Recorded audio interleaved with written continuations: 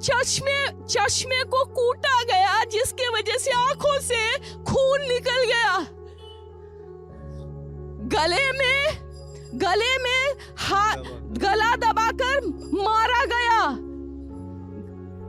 Hello दोस्तों, आज हम एक ऐसे सेंसिटिव टॉपिक पे बात करने जा रहे हैं जो हम सब के लिए बहुत इंपॉर्टेंट है। 9 अगस्त को कोलकाता में हुए रेप केस ने हम सबको हिलाकर रख दिया है। हमारे लिए समझना ये जरूरी है आखिर ये इंसिडेंट्स होते क्यों हैं और हम सब मिलकर क्या कर सकते हैं इसे रोकने के लिए। लेकिन आप सबसे एक रिक्वेस्ट है कि इस वीडियो को ज्यादा से ज्यादा शेयर करें, क्योंकि कई लोग चाहते हैं कि ये न्यूज लोगों तक नहीं चले। Today India is the 5th largest economy. India आज एक 5th लार्जेस्ट इकोनॉमी तो बन गई है, जहां we might be growing as a nation but we are failing as a society. Chapter 1 what happened in Kolkata. ये वही कोलकाता है जिसे one of the safest city of India बोलते हैं। वहां के आरजी कर कॉलेज में एक घिनौना मर्डर हुआ, जहां एक doctor back to back 36 hours काम करने के बाद सेमिनार हॉल में रेस्ट करने गई और वहां उनके साथ अनस्पीकेबल टॉर्चर हुआ। बच्ची का शरीर में कोई कपड़ा नहीं था, पैर दोनों राइट एंगल में मिला गया। राइट एंगल में एक पांव बेड के इस तरफ, एक पांव बेड के इस तरफ मिला गया। जब तक पेल्विक गर्डल नहीं टूटता है, इस तरह 2 पांव को नहीं चीरा जा सकता है। अर्लियर बताया गया कि एक सुसाइड है, जो असली में एक मर्डर था और एविडेंसेस को डिस्ट्रॉय किया गया।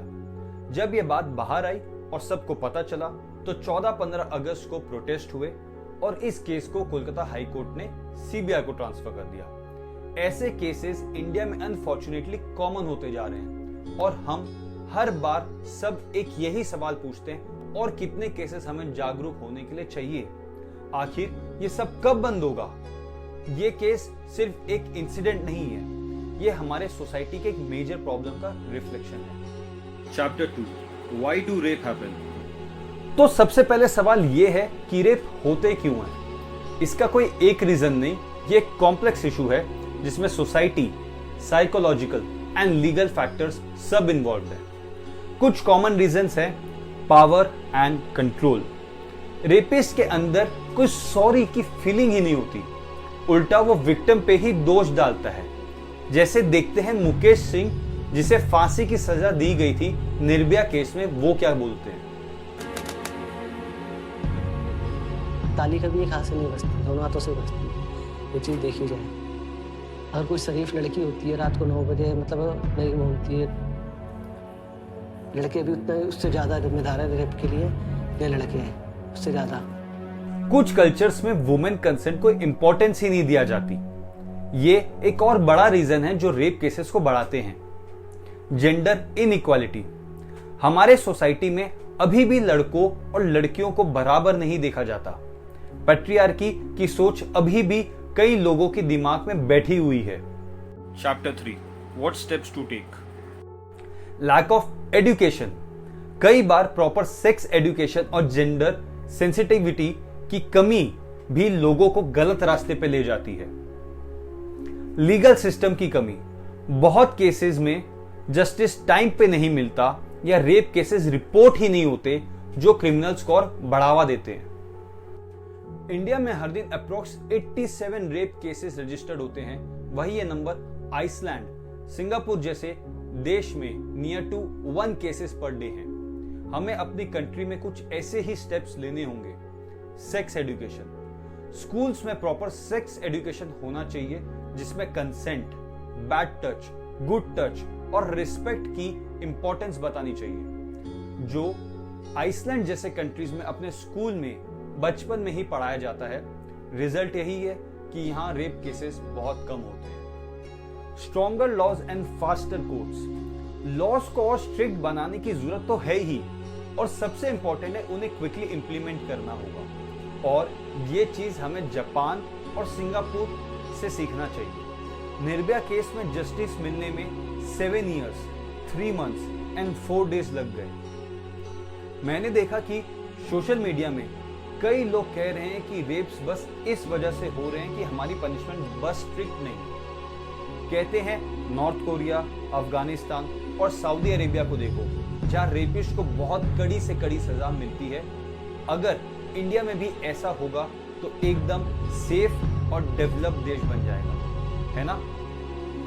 एकदम गलत। मैं बताता हूं, crime in India statistic report के हिसाब से 97 रेप जो होते हैं वहां विक्टिम रेपिस्ट को पहले से जानते हैं, आइदर फ्रेंड्स, फैमिली मेंबर या फिर नेबर होते हैं। तो अगर रेपिस्ट एक जान पहचान का आदमी है एंड सजा एक डेथ पेनल्टी है, तब क्या होगा? लड़की को चुप कराया जाएगा, बेचारा ये मर जाएगा। दूसरी चीज, हर क्रिमिनल के दिमाग में ये दो बात होती है। पहला ए, पनिशमेंट कितना स्ट्रिक्ट है, एंड दूसरा बी, कि क्या संभावना है कि वो पकड़ा जाएगा। हमारा पूरा देश पनिशमेंट से ऑब्सेस्ड है, हम दूसरे चीज के बारे में बात ही नहीं करते।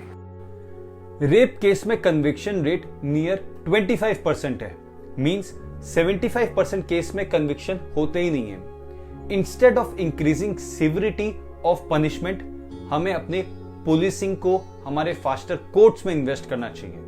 2019 में famous murder and rape case हुआ था, जहां हैदराबाद के पुलिस ने सस्पेक्ट्स को इनकाउंटर कर दिया था।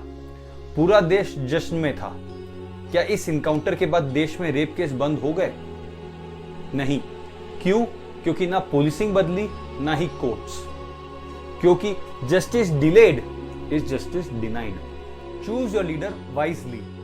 लोग कुछ सिलेंडर्स, सब्सिडीज, कुछ पैसे हर महीने बैंक में पाने के लिए, जिसे हम लोग फ्रीबीज कहते हैं, उसके लिए किसी भी लीडर को वोट दे देते हैं। बल्कि उसे वोट देना चाहिए जो हमारी आवाज सुने, हमारी आवाज बने, हमारी दुख और दर्द को अपना दुख या दर्द समझे, ना कि प्रोटेस्ट पे आ जाए। Empower women. लड़कियों को एम्पावर करना होगा, उन्हें अपने राइट्स और सेल्फ डिफेंस के बारे में अवेयर करना होगा। Chapter 4 conclusion.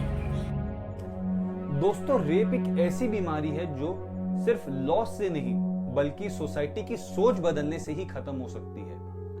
अभी हमने अपनी 78 इंडिपेंडेंस डे मनाई, लेकिन क्या हर इंसान को जीने की पूरी आजादी बिना किसी डर के है? और कल रक्षाबंधन भी है, जहां एक भाई अपनी बहन को रक्षा करने का वचन देता है। पर क्या ये दोनों चीजें आज के दिन इंडिया में सच है? इस रक्षाबंधन एक वादा करते हैं और खुद से कि अपनी बहन की रक्षा तो करेंगे ही, और साथ ही हर औरत की रक्षा और सम्मान करेंगे। और हमें मिलकर यह सोच बनाना होगा कि हर इंसान, चाहे वो लड़का हो या लड़की, रिस्पेक्ट डिजर्व करता है। अगर हम सब मिलकर छोटे छोटे स्टेप्स लेंगे तो एक दिन जरूर आएगा जब ऐसे केसेस बिल्कुल खत्म हो जाएंगे। अगर आपको ये वीडियो इंफॉर्मेटिव लगा तो लाइक करें, शेयर करें और चैनल को सब्सक्राइब करें।